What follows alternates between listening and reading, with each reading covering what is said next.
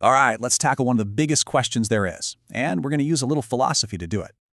You know, this is a question every single one of us has to confront. It's really our defining struggle. So, here's our plan. We'll start with the problem, dive into the absurd, and then find some answers. For a long, long time, religion kind of gave us the answers. It put our lives into a bigger story. But then, things changed. A lot of us started to feel like we were totally adrift in the universe. And that feeling? Well, that's where the philosopher Albert Camus comes in, with this idea of the absurd.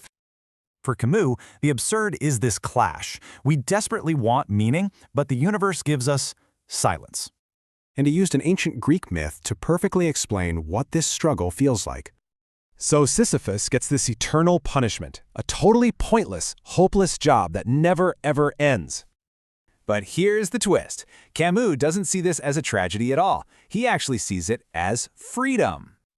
Okay, the key moment is when Sisyphus is walking back down the hill. He knows his fate, but he's not broken.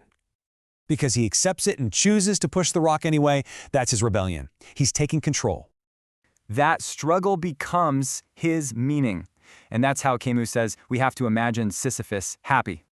So that's one way. Now let's look at a totally different perspective from psychiatrist Viktor Frankl. Frankl survived the Holocaust, and from it created Logotherapy. It's all about our fundamental will to find meaning. In the camps, he saw that survival wasn't just about strength. It was about having a reason to live. So Frankl laid out 3 very clear paths for us to actually go out and discover that meaning. And that third path is everything. No matter what happens, you can always choose your attitude. See the difference? Camus says we have to create meaning. Frankl says we can go out and discover it. So maybe suffering and death aren't just curses.